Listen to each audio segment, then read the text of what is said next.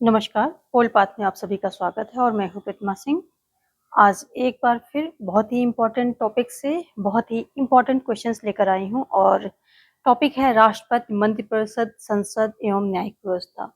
इन सभी से संबंधित ये सारे क्वेश्चंस होंगे और क्वेश्चंस वेरी वेरी इंपॉर्टेंट हैं। सभी एग्जाम्स में ये बार-बार रिपीटेडली पूछे जाते हैं क्योंकि इन क्वेश्चंस के बगैर कोई एग्जाम कंडक्ट होता ही नहीं, या कह लीजिए ये टॉपिक बहुत ही इम्पोर्टेंट टॉपिक है। तो चलिए हम अपना प्रैक्टिस शुरू करते हैं। काफ़ी सारे क्वेश्चंस हैं और आपकी फोकस की बेहद ज़रूरी होती है क्योंकि फोकस के साथ जो पढ़ाई की जाती है तो आप 90% डेटा जो है तुरंत का तुरंत अपने माइंड में रखते हैं, 10% एक रिविजन के लिए रह जाता है। तो हमेशा स्टडी जो है फोकस के साथ करनी चाहिए। साथ में ये भी कहेंगे कि आप कोर्स वीडियो पीजीटी, टीजीटी की अगर प्रिपरेशन कर रहे हैं, पॉलिटिकल साइंस का कोर्स यहाँ पर अपलोडेड वीडियोस के थ्रू अवेलेबल है, तो आप कोर्स वीडियोस नाम से प्लेलिस्ट लगी हुई है, उसे चेकआउट करें। चैनल पर विजिट करके चेकआउट कर सकते हैं या फिर इसके डिस्क्रिप्शन में भी इसका लिंक मैंने दे दिया है, तो वहाँ से भी आप क्लिक करके ज्वाइन कर सकते हैं प्लेलिस्ट।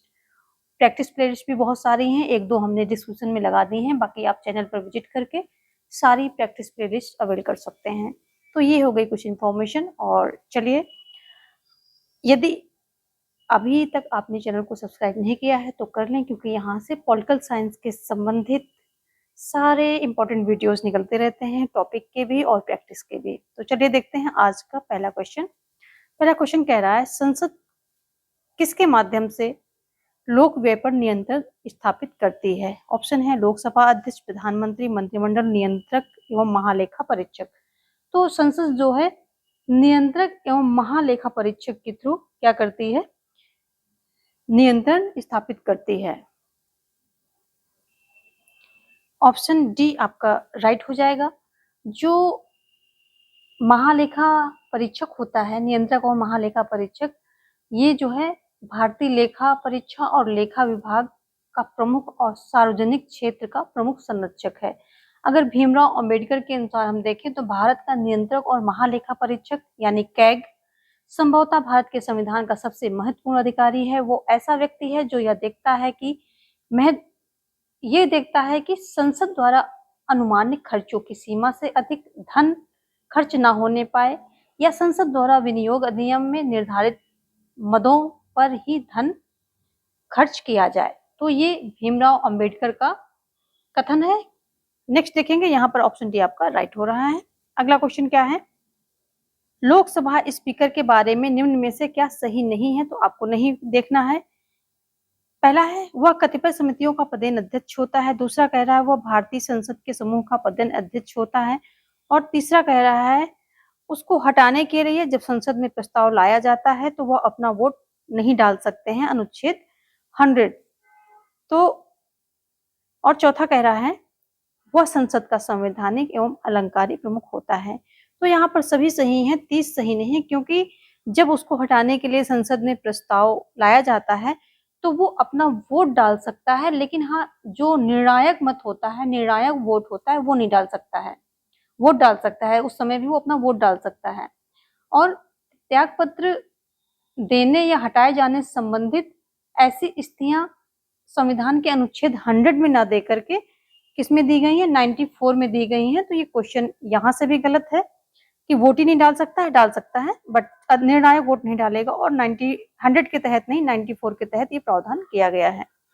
ऑप्शन सी यहाँ पर आपका राइट हो रहा है। हम चलेंगे अगले क्वेश्चन की ओर और अगला क्वेश्चन है, निम्न में से कौन सा विकल्प सही नहीं है? यहाँ पर भी आपको नहीं ही बताना है।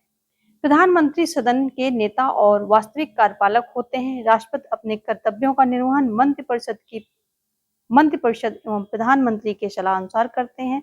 और सी कह रहा है कि प्रधानमंत्री समेत मंत्रियों की कुल संख्या कुल लोकसभा सदस्यों के 12% से अधिक नहीं होनी चाहिए। चौथा कह रहा है राष्ट्रपति क्षमा करने की अपनी शक्ति का प्रयोग मंत्रिपरिषद की सलाह से करते हैं। तो यहाँ पर जो भी पॉलिटिकल साइंस पढ़ने वाले हैं इतना तो उनको पता है कि यहाँ पर ऑप्शन सी जो है ये गलत है, क्योंकि जो प्रधानमंत्री समेत मंत्रियों की कुल संख्या लोकसभा सदस्यों के 12% नहीं बल्कि 15% से अधिक नहीं होनी चाहिए, ऐसा प्रावधान किया गया है। 15% से अधिक नहीं होनी चाहिए। और अनुच्छेद 75(1) में बताया गया है कि प्रधानमंत्री की नियुक्ति राष्ट्रपति करेगा और अन्य मंत्रियों की नियुक्ति राष्ट्रपति प्रधानमंत्री की सलाह पर करेगा।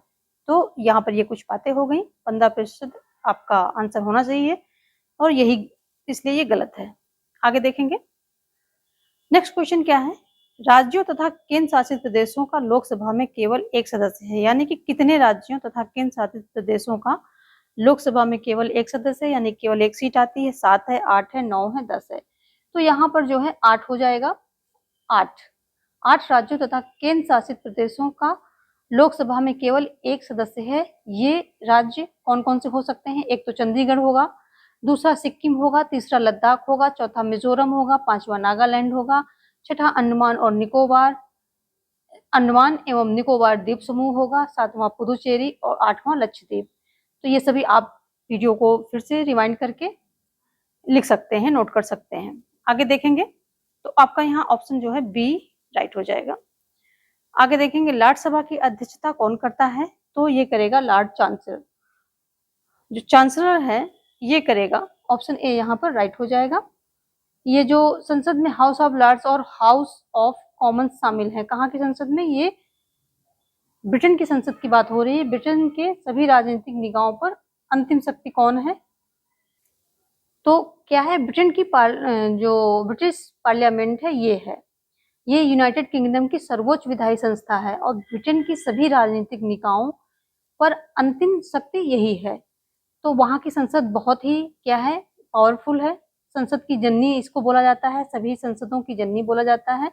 और इसलिए संसद में कौन कौन से हाउस ऑफ लॉर्ड्स और हाउस ऑफ कॉमन दो हाउस शामिल हैं। और हाउस ऑफ लॉर्ड्स क्या है? एक उच्च सदन है, जबकि हाउस ऑफ कॉमन निम्न सदन है। हाउस ऑफ लॉर्ड की सभा अध्यक्षता, जो हाउस ऑफ लॉर्ड सभा है इसकी अध्यक्षता वहां का जो है लॉर्ड चांसलर करता है। ऑप्शन ए यहाँ पर राइट होगा। देखेंगे 6 क्वेश्चन क्या कह रहा है कि भारतीय संविधान का 79वां यानी कि 79th संशोधन अधिनियम 1999 संबंधित है किससे है? 79th केंद्र राज्य संबंधों से, राजनीतिक दलों की स्थापना से, भाषाओं से, या लोकसभा और राज्य विधानसभाओं में अनुसूचित जातियों और अनुसूचित जनजातियों के आरक्षण से किससे संबंधित है? तो ये जो डी ऑप्शन है ये है, यहाँ पर राइट हो जाएगा। अनुसूचित जातियों एवं अनुसूचित जनजातियों तथा एंग्लो इंडियन के लोकसभा और राज्यसभा में 10 वर्षों तक के लिए आरक्षण बढ़ा दिया जाता है हर बार। इनके लिए अधिनियम बनाया गया है 99 के द्वारा। ऑप्शन यहाँ पर डी राइट हो जाएगा। अगला है भारतीय संविधान का कौन सा अनुच्छेद राष्ट्रपति को नियंत्रक एवं महालेखा परीक्षक की नियुक्ति की शक्ति प्रदान करता है? कौन सा अनुच्छेद नियंत्रक एवं महालेखा परीक्षक की नियुक्ति की शक्ति प्रदान करता है? तो यहाँ पर दिया गया आपको 147, दूसरा है 148, फिर है 149 और 150, 4 दिए हैं। तो यहाँ पर बी ऑप्शन बहुत ही फेमस है और वेरी वेरी इंपॉर्टेंट है। ये वेरी वेरी इंपॉर्टेंट क्वेश्चन है, बार बार पूछा जाता है। तो इसको आप 148 इसको लर्न कर लीजिए। देखो अगर बात करें कि सबसे पहले ये पद किसके द्वारा सृजित किया गया था, तो सर्वप्रथम लॉर्ड कैनिंग ने महालेखा परीक्षक के पद का सृजन किया था। कब किया था? 1857 में किया गया था इनके द्वारा, लॉर्ड कैनिंग के द्वारा। तब इस पद का नाम सिर्फ महालेखा परीक्षक था। स्वतंत्रता के बाद इसका नाम जो है नियंत्रक एवं महालेखा परीक्षक कर दिया गया है। ठीक है। और ये जो है ये पद जैसे ये उच्चतम न्यायालय के न्यायाधीश की भांति एक संवैधानिक अधिकारी बनाया गया है इसको, नियंत्रक एवं महालेखा परीक्षक को। ठीक है। और संविधान के भाग 5 में, किसमें? भाग 5 में कहां से कहां? 148 से 151 तक इसका जो है प्रावधान किया गया है, यानी कि इसके बारे में बताया गया है। ऑप्शन यहाँ पर बी राइट हो गया है। चलिए देखेंगे नेक्स्ट क्वेश्चन। अगला है भारतीय संसद के दोनों सदनों की संयुक्त बैठक होती है संविधान संशोधन विधेयक के संबंध में, धन विधेयक के संबंध में, साधारण विधेयक के संबंध में और भारत के उपराष्ट्रपति के निर्वाचन के संबंध में। 4 ऑप्शन यहाँ पर दिए गए हैं। तो कौन सा यहाँ पर राइट हो जाएगा? तो ये हो जाएगा साधारण विधेयक के संबंध में। जब कोई विधेयक एक सदन से पारित होकर के दूसरे सदन में अटक जाता है, साधारण विधेयक के संबंध में बात हो रही है, तो क्या करता है कि राष्ट्रपति जो है ये संयुक्त अधिवेशन बुलाते हैं और जिसकी अध्यक्षता लोकसभा अध्यक्ष करते हैं। तो अध्यक्षता कौन करेगा? लोकसभा अध्यक्ष करेंगे, राष्ट्रपति बुलाएगा। किसके? 108 के तहत ये इस अधिवेशन का उपबंध किया गया है, 108। और आप हमें बताएंगे कि जो लोकसभा अध्यक्ष है वो किस अनुच्छेद के तहत इसकी अध्यक्षता करता है, वो भी आप बताएंगे, इंपॉर्टेंट है वो भी। कमेंट में रिस्पॉन्स पक्का कीजिए, इससे आपका फिक्सेशन होगा और आपका नॉलेज बढ़ेगा। अगला है राष्ट्रीय महिला आयोग बनाया गया संघीय मंत्रिमंडल के निर्माण द्वारा, संविधान में संशोधन द्वारा, संसद के द्वारा पारित कानून के द्वारा या भारत के राष्ट्रपति के एक आदेश द्वारा। किसके द्वारा बनाया गया है? तो ये ऑप्शन सी यहाँ पर राइट हो जाएगा, संसद के द्वारा पारित कानून द्वारा बनाया गया है। कब बनाया गया है? तो ये जो है भारतीय महिला आयोग, जो राष्ट्रीय महिला आयोग अधिनियम 1990 है, उसके अंतर्गत जनवरी 1992 में कानूनी निकाय के रूप में महिलाओं के लिए संवैधानिक और कानूनी संरक्षण की समीक्षा हेतु किया गया है। इसका जो है एक प्रकार से गठन किया गया है। ऑप्शन यहाँ पर जो है ए, कौन? संसद के द्वारा पारित कानून द्वारा, यानी कि सी ऑप्शन यहाँ पर राइट हो रहा है। आगे देखेंगे, भारत में केंद्रीय वित्त मंत्री बजट पेश करता है, कहाँ करता है? राज्यसभा में, लोकसभा में, या फिर संसद के दोनों सदनों के संयुक्त अधिवेशन में, या राष्ट्रपति के सामने जो है कहाँ करता है? तो ये हो जाएगा आपका ऑप्शन बी। भारत में केंद्रीय वित्त मंत्री लोकसभा में बजट पेश करते हैं और बजट वार्षिक वित्तीय आय तथा व्यय का विवरण होता है। तो बजट क्या है? जो वार्षिक वित्तीय आय और व्यय होता है उसका विवरण होता है। और ऐसा आपको पता होना चाहिए कि भारतीय संविधान के अनुच्छेद 112 में वार्षिक वित्तीय विवरण का उल्लेख किया गया है। बजट जैसा कोई शब्द मिलता ही नहीं है। तो अगर वास्तविक शब्द भी कि संविधान में किस शब्द के द्वारा बजट को किस शब्द के द्वारा उल्लेखित किया गया है, तो वार्षिक वित्तीय विवरण हो जाएगा, जो कि 112 के अनुच्छेद 112 में इसका उल्लेख किया गया है। तो ये सब बातें आप ध्यान रखेंगे और ऑप्शन यहाँ पर हो जाएगा बी, लोकसभा में। बताएंगे आप हमें कि जो धन विधेयक है वो उसकी परिभाषा कौन से अनुच्छेद में दी गई है, वो अनुच्छेद बहुत ही इंपॉर्टेंट है, उसके बारे में भी आप हमें कमेंट सेक्शन में बताएंगे। अगला है, भारत के राष्ट्रपति के निर्वाचन के संबंध में निम्न में से कौन त्रुटिपूर्ण है? निर्वाचक मंडल, अनुपातिक प्रतिनिधित्व, एकल संक्रमणीय मत प्रणाली या सूची पद्धति। 4 है, यहाँ पर कौन सा त्रुटिपूर्ण है वो आपको बताना है।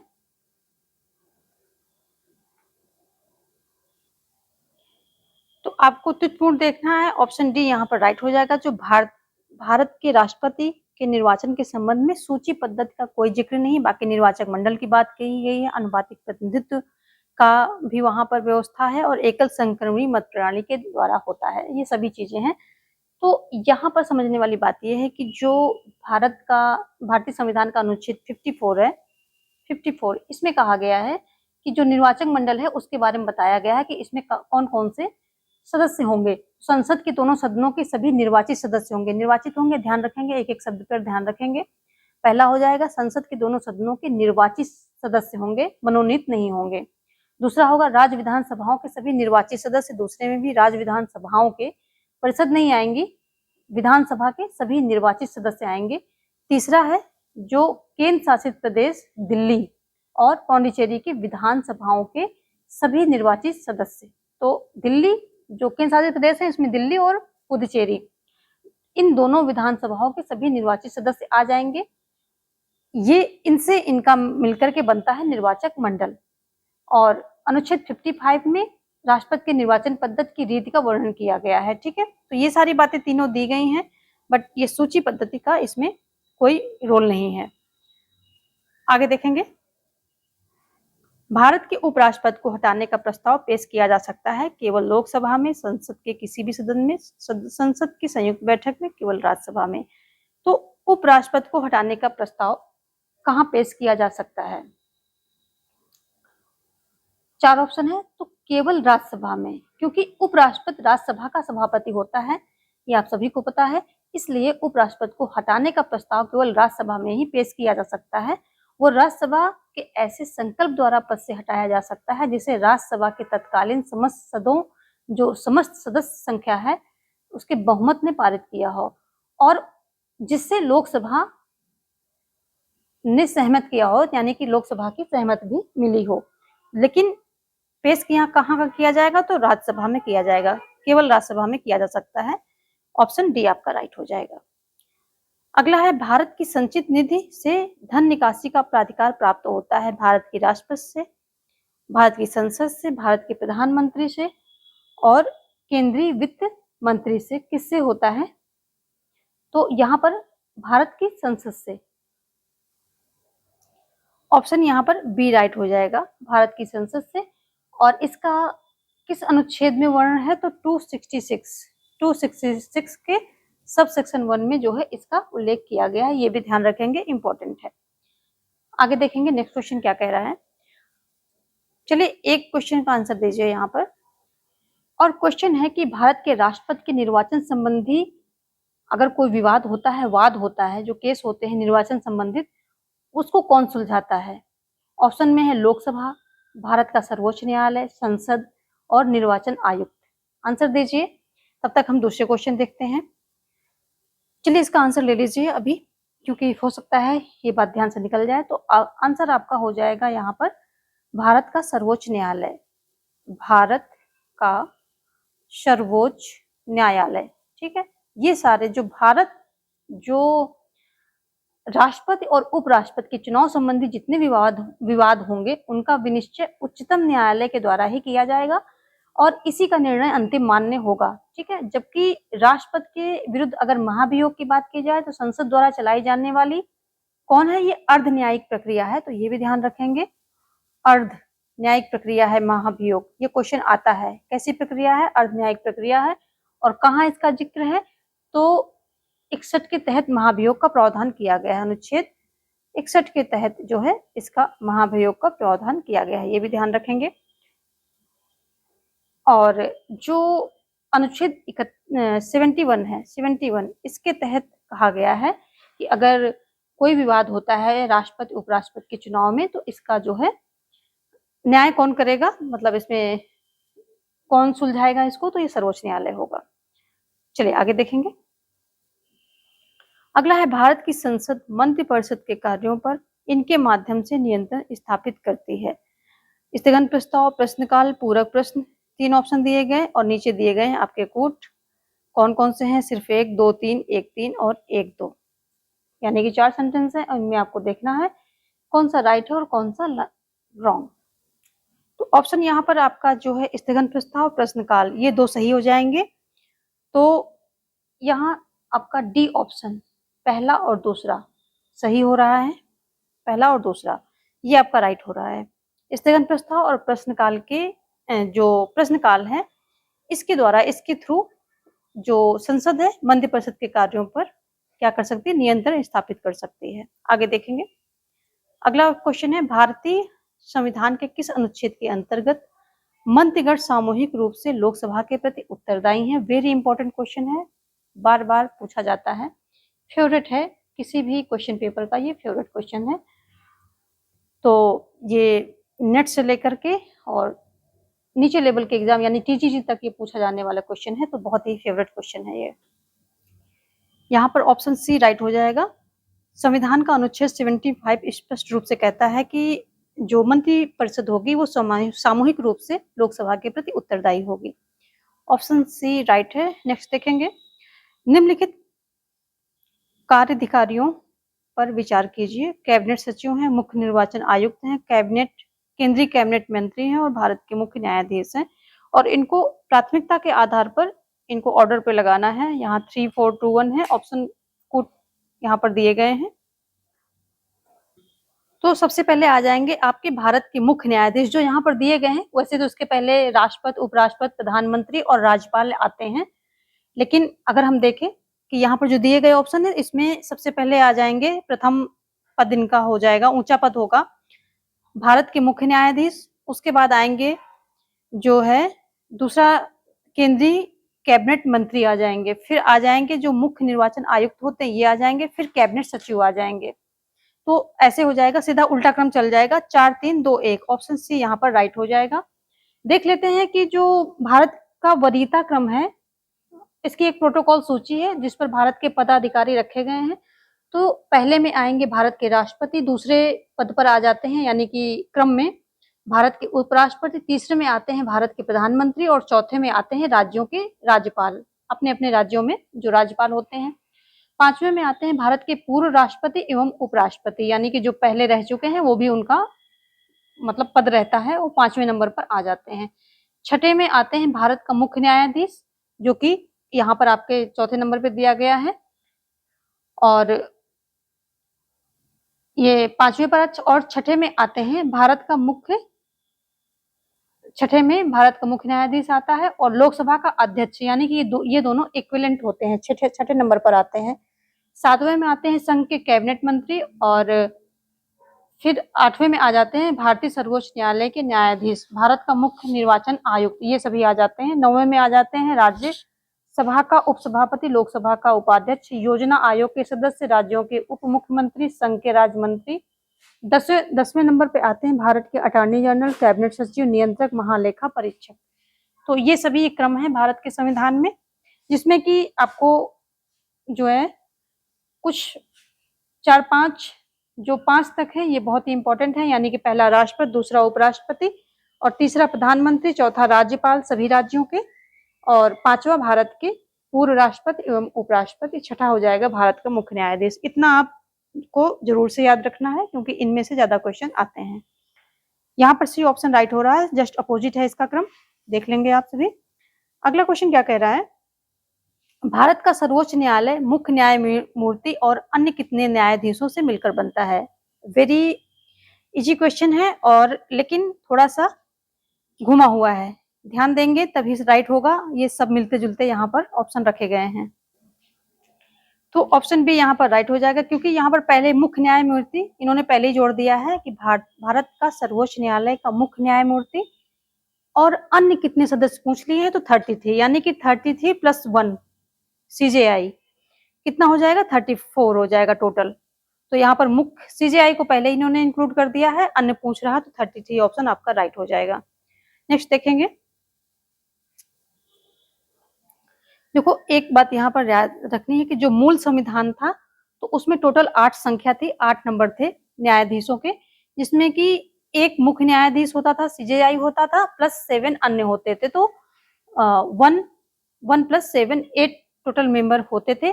और इसका जो सर्वोच्च न्यायालय के गठन के बारे में कहाँ दिया गया है, 124 के सबसेक्शन 1 में दिया गया है, तो ये भी ध्यान रखेंगे, 124 का सबसेक्शन 1 इसमें सर्वोच्च न्यायालय के गठन के बारे में दिया गया है।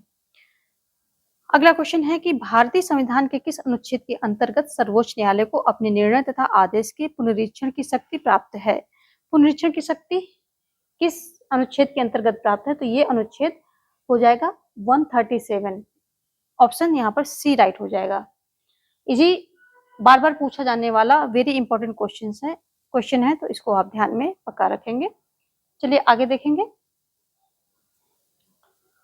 जब वार्षिक केंद्रीय बजट लोकसभा के द्वारा पारित नहीं होता है तो क्या होता है, बजट में संशोधन किया जाता है और पुनः प्रस्तुत किया जाता है। बजट को राज्यसभा के सुझाव के लिए संदर्भित किया जाता है। केंद्रीय वित्त मंत्री को त्यागपत्र देने के लिए कहा जाता है। और चौथा है प्रधानमंत्री अपनी मंत्रिपरिषद का त्यागपत्र प्रस्तुत करता है। तो यहाँ पर जो है डी ऑप्शन राइट हो जाएगा। जब वार्षिक केंद्रीय बजट लोकसभा के द्वारा पारित नहीं होता है तो ऐसी स्थिति में प्रधानमंत्री अपनी मंत्रिपरिषद का त्यागपत्र प्रस्तुत करता है। और अनुच्छेद 112 में वार्षिक वित्त विवरण अथवा बजट के बारे में दिया गया है और इसके तहत राष्ट्रपति का यह कर्तव्य है कि वह प्रत्येक वित्तीय वर्ष के लिए संसद के दोनों सदनों के समक्ष भारत सरकार की उस वर्ष के लिए अनुमानित आय और व्यय का विवरण रखवाए। तो और सामान्य बोलचाल में इसे बजट कहते हैं और संविधान की भाषा में इसे वार्षिक वित्तीय विवरण कहते हैं। तो ऑप्शन यहाँ पर जो है डी राइट हो जाएगा। अगर वार्षिक केंद्रीय बजट लोकसभा में द्वारा पारित नहीं होता है तो प्रधानमंत्री को त्यागपत्र देना पड़ेगा और मंत्रिपरिषद को त्यागपत्र देना पड़ेगा। आगे देखेंगे, भारत का सर्वोच्च विधि अधिकारी निम्न में से किसे माना जाता है? सर्वोच्च विधि अधिकारी भारत के मुख्य न्यायाधीश हैं, या मंत्री विधि एवं न्याय है, या फिर भारत का महान्यायवादी है, या उपयुक्त में से कोई नहीं है। तो ये सी ऑप्शन, जो भारत का महान्यायवादी है, अनुच्छेद 76 में इसके बारे में बताया गया है, भाग 5 में बताया गया है। और महान्यायवादी भारत सरकार का सर्वोच्च विधि अधिकारी होता है। ठीक है, यह भारत को विविध मामलों पर सलाह देता है। वह उच्चतम न्यायालय तथा उच्च न्यायालय में भारत सरकार का प्रतिनिधित्व भी करता है। तो ये सारी बातें आप याद रखेंगे। इसमें जो एक मुख्य बात याद रखनी है वो ये है कि भारत का महान्यायवादी एक ऐसा पदाधिकारी होता है जो संसद का सदस्य न होते हुए भी संसद की कार्यवाहियां हैं उसमें भाग लेता है, और लेकिन विधेयक पर मतदान का अधिकार नहीं होता, यानी कि वो वहां पर भाग तो ले सकता है पर मतदान नहीं कर सकता है। यहाँ पर हो जाएगा आपका ऑप्शन सी राइट हो जाएगा, भारत का महान्यायवादी। नेक्स्ट देखेंगे, न्यायिक पुनरावलोकन की शक्ति प्राप्त है किसको? संसद को, उच्च न्यायालयों को, सर्वोच्च न्यायालय को, सर्वोच्च व उच्च न्यायालय दोनों को। तो ये दोनों को ही प्राप्त है। ऑप्शन डी यहाँ पर राइट हो जाएगा। नेक्स्ट देखेंगे, निम्नलिखित में से क्या प्रशासन पर विधायी नियंत्रण का साधन नहीं है? प्रदत्त विधान, स्थगन, प्रश्नकाल, शून्यकाल। 4 ऑप्शन यहाँ पर दिए गए हैं, तो क्या नहीं है? तो जो प्रदत्त विधायन है ये नहीं है, ऑप्शन ए यहाँ पर राइट हो जाएगा। जो ये प्रशासन पर विधायी नियंत्रण के लिए संसद जो है कुछ साधन अपनाती है, वो हो सकते हैं स्थगन प्रस्ताव, शून्यकाल, लेखा परीक्षण, बजट पर बहस, संसदीय समितियां, प्रश्नकाल, राष्ट्रपति का अभिभाषण, वाद विवाद, बहस, अविश्वास प्रस्ताव। ये सभी जो हैं आ सकते हैं किसमें? इसके जो विधायी नियंत्रण के साधन के रूप में देखी जा सकते हैं, लेकिन प्रदत्त विधायन यहाँ पर नहीं होगा। आगे देखेंगे, विधायी कार्य करने के लिए भारत की संसद की संयुक्त बैठक की अध्यक्षता करता है। कौन करता है? विधायी कार्य करने के लिए भारत का राष्ट्रपति करता है, या फिर संसद के वरिष्ठतम सदस्य करता है, या फिर राज्यसभा का सभापति, या फिर लोकसभा का अध्यक्ष। 4 ऑप्शन है कौन करता है। तो यहाँ पर डी ऑप्शन, जो विधायी कार्य करने के लिए भारत की संसद का संयुक्त बैठक की अध्यक्षता कौन करता है? लोकसभा अध्यक्ष करता है। अनुच्छेद 180 के जो सब सेक्शन 4 है, 180 का सब सेक्शन जो 4 है, इसके अनुसार संयुक्त अधिवेशन की अध्यक्षता लोकसभा का अध्यक्ष करता है। यदि अधिवेशन में उपस्थित और मतदान करने वाले सदस्यों के बहुमत से विधेयक पास हो जाता है तो उसे दोनों सदनों द्वारा पारित समझा जाता है। तो अभी अभी हमने आपसे क्वेश्चन किया था कि जो है लोकसभा का अध्यक्ष होता है तो कौन से आर्टिकल के तहत अध्यक्षता करता है? तो 118 के तहत करता है। और हमने ये आपको बताया था कि जो संयुक्त अधिवेशन सिर्फ साधारण विधेयक पर ही हो सकती है। ठीक है, जो सिर्फ साधारण विधेयक और वित्त विधेयक पर बुलाई जाती है संयुक्त अधिवेशन। लेकिन जो संविधान संशोधन विधेयक होते हैं और धन विधेयक होते हैं, इन मुद्दों पर संयुक्त बैठक का कोई प्रावधान नहीं किया गया, यानी कि इन मुद्दों पर संविधान संशोधन और धन विधेयक पर संयुक्त बैठक नहीं बुलाई जा सकती है। तो ये सभी यहाँ पर याद रखेंगे। और इसकी अध्यक्षता कौन करता है? लोकसभा का अध्यक्ष करता है। ऑप्शन डी यहाँ पर आपका राइट हो रहा है। नेक्स्ट देखेंगे, संसद में पहला लोकपाल विधेयक प्रस्तुत हुआ था, कब हुआ था? 1968 में, 67, 71 और 72। 4 ऑप्शन यहाँ पर दिए गए हैं। तो पहला विधेयक कब प्रस्तुत हुआ था?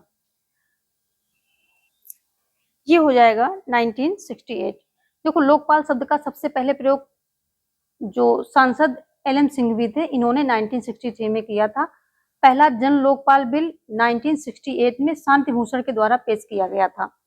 ठीक है, और चौथी लोकसभा ने इसको 1969 में पारित भी कर दिया था, लेकिन राज्यसभा में यह बिल पास नहीं हो सका। इसके बाद 1971, 77, 85, 96, 2001 इन सभी में लोकपाल पर किसी ने गौर नहीं किया।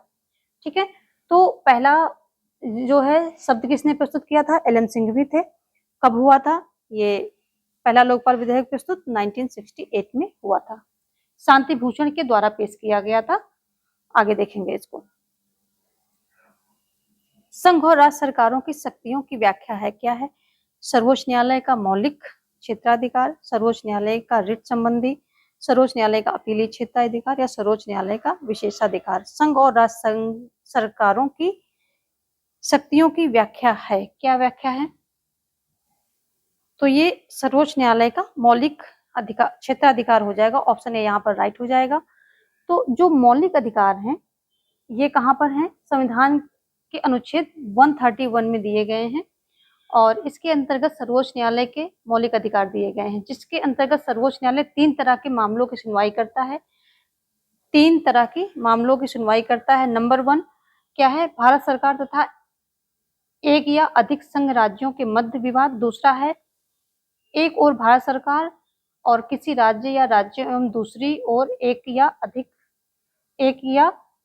अधिक अन्य राज्यों के बीच विवाद। तीसरा है परस्पर दो या अधिक राज्यों के बीच विवाद, यानी कि संघ सरकार और राज्यों के बीच जो विवाद है या राज्यों के बीच विवाद है, तो उनके बारे में ये क्या करता है? अपना विवादों को सुलझाता है और ये इसका मौलिक अधिकार है। ठीक है, आगे देखेंगे। ऑप्शन ए यहाँ पर राइट हो रहा है। अगला है भारत के उपराष्ट्रपति संयुक्त राष्ट्र महासभा के वास्तव में भारत के प्रतिनिधि होते हैं, लोकसभा के स्पीकर होते हैं, राज्यसभा के पदेन सभापति होते हैं और वास्तव में राष्ट्रीय मानवाधिकार आयोग के अध्यक्ष होते हैं। तो आप सभी को ये पता होना चाहिए कि जो भारत के राष्ट्रपति होते हैं, राज्यसभा के उपराष्ट्रपति जो होते हैं, उपराष्ट्रपति की बात हो रही है, तो ये राज्यसभा के पदेन सभापति होते हैं। इसके कुछ इंपॉर्टेंट अनुच्छेद हैं। अनुच्छेद 63 कहता है कि भारत का एक उपराष्ट्रपति होगा। 64 कहता है कि उपराष्ट्रपति राज्यसभा का पदेन सभापति होगा और वह अन्य कोई लाभ पद धारण नहीं करेगा। और 65 क्या कहता है? 65 कहता है कि जब उपराष्ट्रपति राष्ट्रपति के रूप में कार्य करेगा तब वह सभापति के कर्तव्यों का पालन नहीं करेगा, यानी कि जब वो उपराष्ट्रपति राष्ट्रपति पद पर बैठेगा, जब राष्ट्रपति की दिमाइश होती है या कुछ और कारण होते हैं, तब वो क्या होगा कि वह उस समय सभापति के कर्तव्यों का पालन नहीं करेगा। तो ऑप्शन, ये सारे अनुच्छेद आपके इंपॉर्टेंट हैं। ऑप्शन सी यहाँ पर राइट है। नेक्स्ट देखेंगे, संसद समितियों की संरचना किसके द्वारा की जाती है? लोकसभा अध्यक्ष, कैबिनेट मंत्री, मुख्य सचेतक, भारत के राष्ट्रपति। संसद समितियों की संरचना किसके द्वारा की जाती है? ये आप सभी देखें। ऑप्शन पुट आपको दिख रहे हैं, वो आप देख सकते हैं। तो यहाँ पर जो है ऑप्शन डी राइट हो जाएगा, पहला और तीसरा, लोकसभा अध्यक्ष और मुख्य सचेतक। ऑप्शन डी, पहला और तीसरा राइट हो रहा है आपका। चलिए नेक्स्ट देखेंगे। अगला है, स्वतंत्र भारत के पहले कैबिनेट में शिक्षा मंत्री कौन थे? स्वतंत्र भारत की बात हो रही है, पहले कैबिनेट यानी जो पहली गवर्नमेंट बनी थी उसमें शिक्षा मंत्री कौन थे? डॉक्टर एस राधाकृष्णन, सरदार पटेल, मौलाना अब्दुल कलाम आजाद, जवाहरलाल नेहरू। कौन इनमें से कौन थे? तो ऑप्शन सी यहाँ पर मौलाना अब्दुल कलाम आजाद राइट हो जाएगा। नेक्स्ट देखेंगे, भारत के संविधान के किस अनुच्छेद में धन विधेयक संबंधी विशेष प्रक्रिया का वर्णन किया गया है? तो धन विधेयक संबंधी विशेष प्रक्रिया का वर्णन संविधान के किस अनुच्छेद में किया गया है? बताएंगे सभी। तो यहाँ पर ऑप्शन ए राइट हो जाएगा। भारत के संविधान के जो अनुच्छेद 9 में इसमें विशेष प्रक्रिया का वर्णन किया गया है। ठीक है, और संविधान में अनुच्छेद 110 संसद द्वारा धन विधेयक को पारित करने के संबंध में एक विशेष प्रक्रिया बताई गई, यानी परिभाषा दी गई, प्रक्रिया बताई गई है। और अनुच्छेद 105 की बात करें तो संसद के सदनों की तथा उनके सदस्यों और समितियों की शक्तियां, विशेषाधिकार आदि का वर्णन 105 में है। ठीक है, 212 की बात करें तो न्यायालयों तथा विधानमंडल की कार्यवाहियों की जांच न किया जाना, न्यायालय और विधानमंडल की कार्यवाहियों की जांच न किया जाना 212 के अंतर्गत आता है। 249 इंपॉर्टेंट है, ये पूछा जाता है बार बार, ये पूछा जाता है और ये भी इंपॉर्टेंट है, ये दोनों पूछे जाते हैं। और एक 110 जो है ये भी पूछा जाता है। तो ये तीनों इंपॉर्टेंट हैं। राज्य सूची के विषय पर इसका मतलब है यहाँ पर 249 में क्या दिया गया है कि राज्य सूची के विषय के संबंध में राष्ट्रीय हित में कानून बनाने की संसद की शक्ति, यानी कि कुछ जो है कंडीशंस होती हैं जिसमें राज्य सूची के विषय पर भी संसद जो है बना सकती है, विधियां बना सकती है। अनुच्छेद 249। नेक्स्ट देखेंगे, राज्यसभा में स्थानों की दृष्टि से सही समूह पहचानिए। उत्तर प्रदेश 35, राजस्थान 12, बिहार 14 और महाराष्ट्र 19। सही समूह पहचानना है, आगे कूट तो दिया नहीं गया है, चलिए देखेंगे। तो यहाँ पर हो जाएगा ऑप्शन डी राइट, क्योंकि महाराष्ट्र 19 यही राइट आंसर है। बाकी सभी के देख लेते हैं क्या राइट हो सकते हैं। उत्तर प्रदेश 35 ना होकर के 31 होगा, और इसका मैंने कल जो है आपसे क्वेश्चन किया था कि राज्यसभा में उत्तर प्रदेश की कितनी सीटें हैं, आंसर आपका यहाँ पर आ गया है, देख लीजिए। और अगर हम राजस्थान की बात करें तो 10, और बिहार की बात करें तो 16। ठीक है, ये है इनका सही क्रम। आगे देखेंगे, भारत में राष्ट्रपति मंत्रिपरिषद को अपनी सलाह पर कितनी बार पुनर्विचार के लिए कह सकता है। मंत्रिपरिषद को अपनी सलाह पर विचार करने के लिए कितनी बार कह सकता है। एक बार भी नहीं, 3 बार, कोई संख्या निश्चित नहीं है। तो ये तो आप सभी को पता है कि कितनी बार विचार करने के लिए ये बोल सकता है। ऑप्शन बी जो है यहाँ पर राइट हो जाएगा, एक बार बोल सकता है। अगर एक बार में मंत्रिपरिषद उसमें सुधार कर दे या ना कर दे, फिर से वो चीज वापस, विधेयक वापस जाता है तो राष्ट्रपति को मानना पड़ेगा। ऑप्शन यहाँ बी राइट है। नेक्स्ट देखेंगे, निम्न वाक्यों को ध्यान से पढ़िए। वाक्य क्या है, भारत के राष्ट्रपति के पास वीटो निषेधाधिकार की शक्ति होती है। दूसरा है, धन विधेयक पर राष्ट्रपति इसका प्रयोग नहीं कर सकता है। तो कौन सा सही है, एक सही, दो, एक व दो, एक सही दूसरा गलत है, दोनों सही हैं, एक गलत व दूसरा सही है, एक व दो दोनों गलत हैं। तो यहाँ पर कौन सा राइट आंसर होगा। यहाँ पर जो ऑप्शन सी है दिया गया है, एक व दो दोनों सही हैं, ये आपका आंसर सही है। यहाँ पर क्रम जो है उल्टा कर दिया गया है।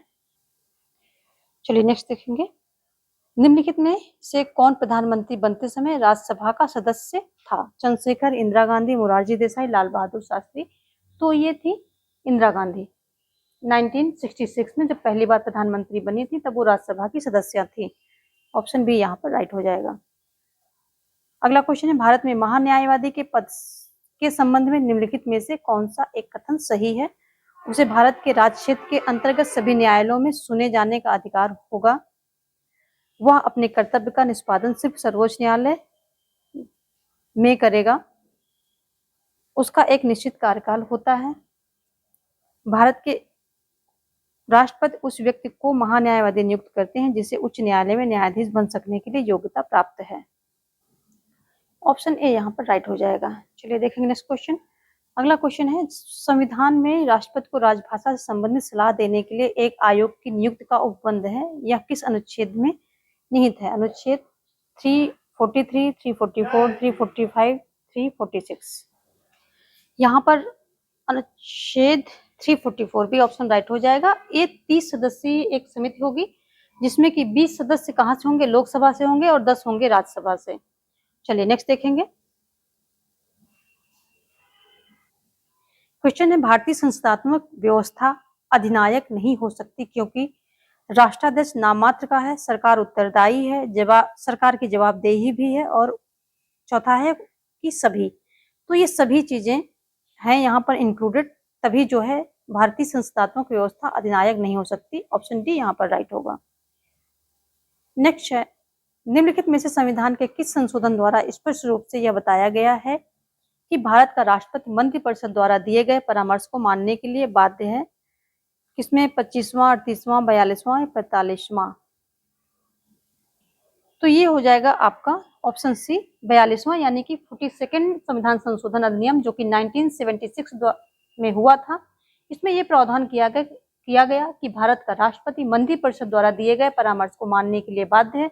जबकि 44 में संविधान संशोधन, जो 44th संविधान संशोधन होता है, ये कब होता है, 2 साल बाद होता है, 1978 में होता है। 1978 में होता है, और ये क्या कहता है, ये कहता है कि मंत्रिमंडल की सलाह को एक बार पुनर्विचार के लिए भेज सकता है राष्ट्रपति, लेकिन पुनर्विचार के बाद मंत्रिमंडल राष्ट्रपति को जो भी परामर्श देगा राष्ट्रपति उसे मानने के लिए बाध्य होगा। यानी कि एक बार परामर्श के लिए दे सकता है, उसमें चेंजेस हो रहे हैं या नहीं हो रहे हैं उससे वो कोई मैटर नहीं करता है, उसके बाद उसको मानना पड़ेगा। चलिए देखेंगे नेक्स्ट क्वेश्चन। भारत में कोई मंत्री जो मंत्रिपरिषद से त्यागपत्र देना चाहता है, वो अपना त्यागपत्र संबोधित करेगा, किसको करेगा? प्रधानमंत्री को, राष्ट्रपति को, लोकसभा के अध्यक्ष को, या फिर दल के अध्यक्ष को? तो यहाँ पर जो है भारत का कोई मंत्री मंत्रिपरिषद से त्यागपत्र देना चाहता है तो वो अपना त्यागपत्र राष्ट्रपति को देगा, क्योंकि राष्ट्रपति जो है उसे क्या करता है, नियुक्त करता है। नेक्स्ट देखेंगे, निम्न में से संविधान द्वारा क्या सुनिश्चित किया जाता है? कार्यपालिका की शक्तियां, शासक एवं शासित के बीच संबंध, सरकार की विभिन्न संस्थाओं के बीच संबंध और उनकी संरचना। तो ये जो है सभी सुनिश्चित किए जाते हैं, संविधान ये सभी चीजें सुनिश्चित करके रखता है। ऑप्शन डी यहाँ पर आपका राइट हो जाएगा। नेक्स्ट देखेंगे, अगला है संघीय कार्यपालिका किसके प्रति उत्तरदायी है? तो जो संघीय कार्यपालिका है वो लोकसभा के प्रति उत्तरदायी है। अभी भी हमने जिक्र किया था, ये कहाँ है? अनुच्छेद 75 के सब सेक्शन 3 में इसको दिया गया। तो सब सेक्शन 3 आप याद रख सकते हैं, लेकिन हमेशा ज्यादातर 75 ही आता है ऑप्शन में, तो आपको 75 याद रखना है। और डेप्थ में जाएगा तो उसका सब सेक्शन पूछ सकता है 3 में, क्योंकि सब सेक्शन 75 के अंतर्गत कई सारी चीजों का उल्लेख किया गया है, तो सब सेक्शन 3 में ये बात कही गई है। नेक्स्ट देखेंगे, राष्ट्रीय एकता परिषद का उद्भव किस सन में हुआ था? ऑप्शन सी यहाँ पर 1986 राइट होगा। अगला है, राष्ट्रीय महिला आयोग का गठन किया गया केंद्रीय मंत्रिमंडल के निर्णय द्वारा, संविधान के संशोधन द्वारा, संसद के पारित एक अधिनियम द्वारा, या भारत के राष्ट्रपति के आदेश पर? तो ये संसद के द्वारा पारित एक अधिनियम के द्वारा इसका गठन किया गया है। ऑप्शन सी यहाँ पर राइट होगा। अगला है, राष्ट्रपति पद का रिक्त स्थान भरा जाना चाहिए 90 दिनों में, 1 वर्ष में, 6 माह में, संसद द्वारा निर्धारित समय में। तो जो राष्ट्रपति का पद रिक्त होता है ये 6 माह में भर जाना चाहिए। अनुच्छेद 62 में कहा गया है कि राष्ट्रपति की 5 वर्ष की अवधि समाप्त होने से पूर्व नए राष्ट्रपति के लिए चुनाव संपन्न करा लिया जाएगा, और यदि राष्ट्रपति का पद मृत्यु, त्यागपत्र, महाभियोग या किसी अन्य कारण से रिक्त होता है तो उसके भरने के लिए 6 माह के भीतर चुनाव करा लिया जाएगा। तब तक के लिए सबसे पहला हकदार उपराष्ट्रपति होगा। उपराष्ट्रपति जो है उसके पद को संभालेगा, और जिस समय उपराष्ट्रपति उसके पद को संभाल रहा होगा, यानी कि राष्ट्रपति के पद पर आसीन होगा, कार्यवाहक राष्ट्रपति होगा, उस समय के लिए वो राज्यसभा का सभापति नहीं होगा, जो पदेन सभापति है वो नहीं होगा। ऑप्शन यहाँ पर सी राइट हो जाएगा। नेक्स्ट है, भारत में आर्थिक आपातकाल कितनी बार लागू किया गया? आर्थिक आपातकाल कितनी बार लागू किया गया? 3 बार, 2 बार, केवल 1 बार, कभी नहीं? ऑप्शन डी होगा, कभी नहीं। भारत में राष्ट्रीय आपातकाल कभी भी नहीं लागू हुआ है, और ये 360 के अंतर्गत आता है। ये ऐसा एक आर्टिकल है जो आज तक यूज नहीं किया गया इसको। चलिए नेक्स्ट देखेंगे, भारत में कोलेजियम प्रणाली जुड़ी है किससे? कार्यपालिका से, विधायिका से, न्यायपालिका से, या संघराज संबंधों से? तो कोलेजियम प्रणाली ये जो है न्यायपालिका से संबंधित है, और ऑप्शन सी यहाँ पर राइट होगा।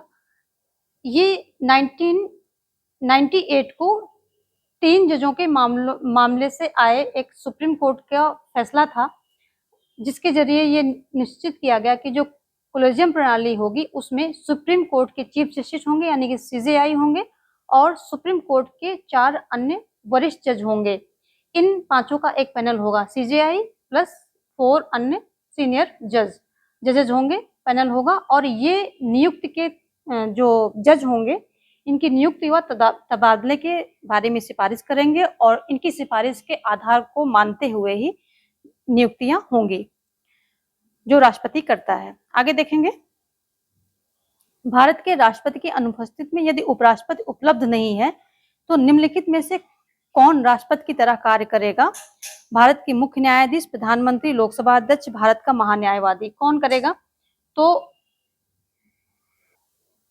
यहाँ पर जो ऑप्शन ए है कि अगर राष्ट्रपति की अनुपस्थिति में उपराष्ट्रपति उपलब्ध नहीं है तो कौन पद ग्रहण करेगा, यानी कि कार्यवाहक राष्ट्रपति कौन बनेगा? तो भारत का मुख्य न्यायाधीश होगा, वो बनेगा। और जो एम हिदायतुल्लाह ऐसे एक मुख्य न्यायाधीश हैं जिन्होंने कार्यवाहक राष्ट्रपति के रूप में काम किया है 1969 में। नेक्स्ट क्वेश्चन क्या है, भारतीय संविधान के अनुच्छेद 108 के अंतर्गत लोकसभा और राज्यसभा की संयुक्त बैठक कौन आहूत करेगा? भारत का राष्ट्रपति, लोकसभा अध्यक्ष, प्रधानमंत्री, राज्यसभा का सभापति। तो ये हो जाएगा भारत का राष्ट्रपति, ऑप्शन ए राइट होगा। 108 के तहत राष्ट्रपति संयुक्त अधिवेशन यानी कि संयुक्त जो बैठक होती है उसको बुलाता है। यदि कोई साधारण विधेयक पर बिल एक सदन से पास होकर के दूसरे सदन पे अटक जाता है तो वो बुलाएगा, लेकिन अध्यक्षता लोकसभा अध्यक्ष करेगा, स्पीकर करेगा। और किस अनुच्छेद के तहत करेगा? 118 के तहत करेगा। तो ये दोनों ही आर्टिकल इंपॉर्टेंट है। 108 ज्यादा इंपॉर्टेंट है, राष्ट्रपति बुलाता है, और 118 के तहत लोकसभा अध्यक्ष उसकी अध्यक्षता करता है। नेक्स्ट देखेंगे, भारतीय संविधान के अनुच्छेद 53 के तहत संघ की कार्यकारी शक्ति निहित है। 53 के तहत संघ की कार्यकारी किसके उसमें निहित है? तो ये राष्ट्रपति में निहित है। कई बार आपने पढ़ा है, हमने भी अभी कई बार इसका दिया है। और राष्ट्रपति की योग्यता का भी उल्लेख 58 में ही किया गया है, और ये कहा गया है कि वह भारत का नागरिक हो, 35 वर्ष की आयु पूरी कर चुका हो, लोकसभा का सदस्य चुनने की योग्यता रखता हो। इतनी सारी योग्यताएं जरूरी हैं।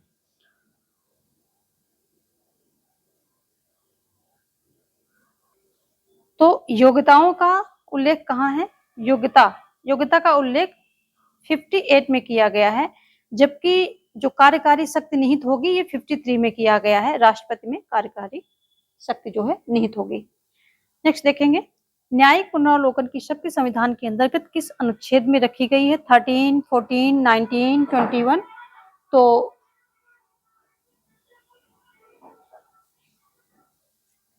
ऑप्शन ए यहाँ पर राइट होगा।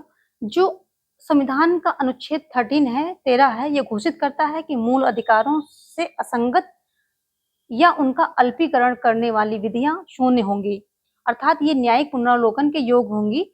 यह शक्ति उच्चतम न्यायालय और उच्च न्यायालय दोनों को प्राप्त है, दोनों ही उसकी समीक्षा कर सकते हैं। नेक्स्ट देखेंगे, बैठक हेतु विधानसभा के लिए गणपूर्ति होगी। सदन की कुल ताकत का आधा हिस्सा, 2/3, 1/10 या 10 सदस्य कितने होने चाहिए? तो ये यहाँ पर ऑप्शन सी हो जाएगा। जो अनुच्छेद है 189 के अनुसार विधानसभा की बैठक हेतु आवश्यक गणपूर्ति, जिसको कोरम भी बोलते हैं, सदन की कुल सदस्यों का 1/10 होना चाहिए। और ये संख्या जो है 10 से कम नहीं होनी चाहिए, क्योंकि जहां पर संख्या जो है बहुत कम होती है विधानसभा की, जो छोटे राज्य हैं वहां पर संख्या कम होगी तो 1/10 बहुत कम हो जाती है, तो इसलिए वहां पर 10 से कम नहीं होनी चाहिए। ऑप्शन यहाँ पर सी राइट हो जाएगा। अगला है, पीआईएल से जुड़े व्यक्ति का नाम बताइए। न्यायमूर्ति भगवती हैं, वेंकटचलैया हैं, और न्यायमूर्ति आर.एन. मिश्र हैं, न्यायमूर्ति संतोष हेगड़े हैं। चार लोग हैं। तो ये जो न्यायमूर्ति भगवती हैं, इनका पूरा नाम पीएन भगवती है, ये जुड़े हुए व्यक्ति हैं इससे, और इनको जो है पीआईएल का जनक भी कहा जाता है। जो पीएन भगवती तथा न्यायमूर्ति श्री कृष्णा अय्यर को पीआईएल का एक प्रकार से जन्मदाता या जनक कहा जाता है। पीआईएल होता क्या है? इसके तहत किसी व्यक्ति के किसी संवैधानिक या विधिक अधिकार का उल्लंघन होने पर जनहित से प्रेरित कोई भी व्यक्ति वाद ला सकता है। उसका वाद से जुड़ा होना आवश्यक नहीं होता है। कोई व्यक्ति जो पब्लिक इंटरेस्ट है, अगर पब्लिक का कोई अधिकार उसका उल्लंघन हो रहा है, उनके अधिकारों का वायलेशन किया जा रहा है, तो कोई भी व्यक्ति जाकर के ये याचिका दायर कर सकता है। जरूरी नहीं कि उस व्यक्ति का भी अधिकार उल्लंघन हो रहा हो, क्योंकि वो पब्लिक के लिए याचिका दायर कर रहा है, इसलिए इसको पब्लिक इंटरेस्ट लिटिगेशन कहा गया है। अगला है, किस केस में सुप्रीम कोर्ट की न्यायिक समीक्षा पर सवाल उठाया गया है? सुप्रीम कोर्ट की न्यायिक समीक्षा पर किस जो है केस में उठाया गया? गोलकनाथ केस है, केशवानंद भारती केस है, मिनर्वा मिल्स है, और ए.के. गोपालन केस है। यहाँ पर जो गोलकनाथ केस है, इसी में जो है सुप्रीम कोर्ट की न्यायिक समीक्षा पर सवाल उठाया गया था। ऑप्शन ए यहाँ पर राइट हो जाएगा।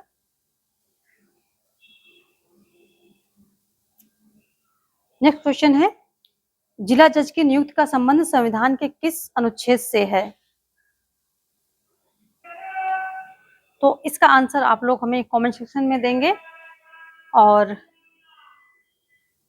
इसका आंसर फिर हम आपको देंगे जब आप कमेंट सेक्शन में आंसर देंगे। नेक्स्ट देखते हैं, निम्नांकित संसदीय समितियों में कौन सी वित्तीय समितियां नहीं हैं? प्राक्कलन, आश्वासन, लोक लेखा, लोक उपक्रम। तो यहाँ पर जो है आश्वासन समिति ये नहीं है, बाकी प्राक्कलन समिति, लोक लेखा समिति, लोक उपक्रम समिति, ये तीनों समितियां प्रमुख वित्तीय समिति हैं संसद की। ऑप्शन यहाँ पर नहीं पूछ रहा है तो बी राइट हो जाएगा। नेक्स्ट देखेंगे, भारतीय संसद द्वारा पारित एक महत्वपूर्ण, ये क्वेश्चन कहीं दे रखा है तो पूछ रहा है भारतीय संसद द्वारा पारित एक महत्वपूर्ण मानव अधिकार अधिनियम पोस्को किससे संबंधित है? तो ये बच्चों से संबंधित है, बच्चों से संबंधित है। यौन अपराधों से बच्चों का संरक्षण अधिनियम है और ये है protection of children from sexual offence act, जिसको पोक्सो बोलते हैं और 2012 में ये आया है। नेक्स्ट देखेंगे, भारत के उपराष्ट्रपति को शपथ कौन दिलाता है? तो भारत के उपराष्ट्रपति को शपथ दिलाने वाले राष्ट्रपति महोदय हैं। ऑप्शन बी यहाँ पर राइट हो जाएगा। अगला है, किस संस्था को हाउस ऑफ एल्डर्स के रूप में संदर्भित किया जाता है? तो ये राज्यसभा है, राज्यसभा को हमारे यहाँ हाउस ऑफ एल्डर्स के रूप में संदर्भित किया जाता है। अगला है, आकस्मिकता निधि किसके अधिकार में रखी गई है? तो ये राष्ट्रपति के अधिकार में रखी गई है। ऑप्शन बी यहाँ राइट हो जाएगा। कुछ इंपॉर्टेंट से फैक्ट्स हैं, देख लेते हैं। लोकसभा अध्यक्ष और उपाध्यक्ष अपना इस्तीफा एक दूसरे को देते हैं, ठीक है। सूचना अधिकार कब आया? 2005 में आया है।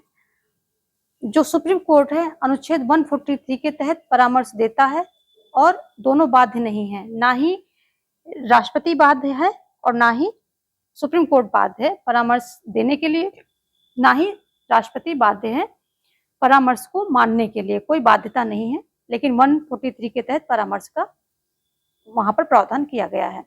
अगला है, वित्त मंत्रालय बजट लागू करने वाली नोडल एजेंसी है। वित्त मंत्रालय कैसी एजेंसी है? तो नोडल एजेंसी है। अगला है, एससी में पहली महिला जज फातिमा बीबी थी। तो पहली सुप्रीम कोर्ट में पहली महिला जज कौन थी?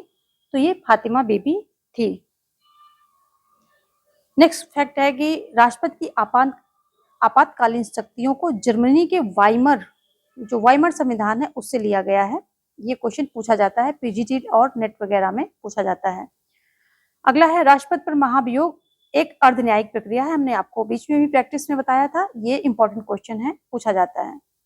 भारत का प्रथम उपराष्ट्रपति एस राधाकृष्णन थे। तो ये भी इंपॉर्टेंट क्वेश्चन है। अनुच्छेद 148 के तहत राष्ट्रपति भारत का नियंत्रक महालेखा परीक्षक की नियुक्ति की शक्ति रखता है, राष्ट्रपति को दी गई है।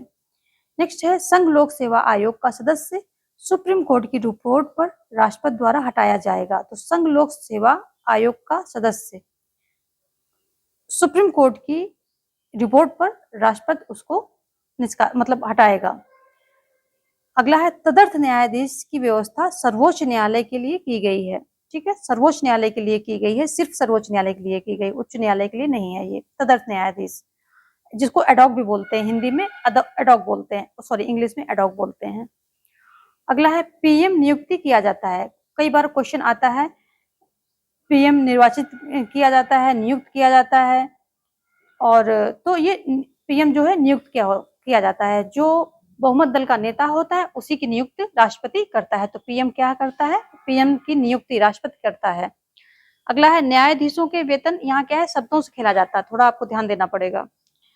न्यायाधीशों के वेतन एवं पेंशन द्वितीय सूची में दिया गया है। तो जो न्यायाधीश हैं उनके वेतन एवं पेंशन द्वितीय सूची में दिए गए हैं।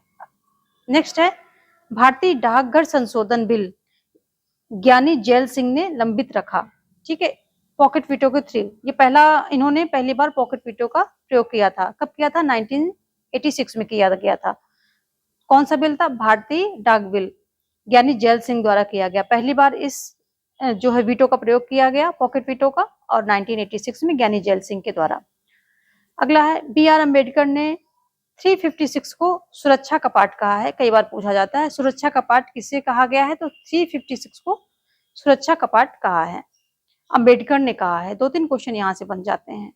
अगला है 356 के अंतर्गत राष्ट्रपति शासन की अधिकतम अवधि 3 वर्ष होगी।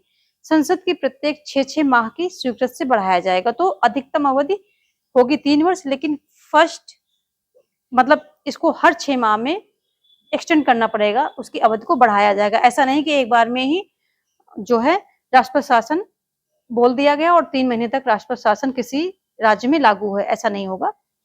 6-6 माह अगर जरूरत है तो 6 माह की बढ़ा ली जाएगी, फिर 6 माह बढ़ा ली जाएगी और अधिकतम 3 वर्ष तक रहती है। ऐसा नहीं कि आप वहां 10-20 साल राष्ट्रपति शासन लगा के रखें। 3 साल अधिकतम अवधि होगी।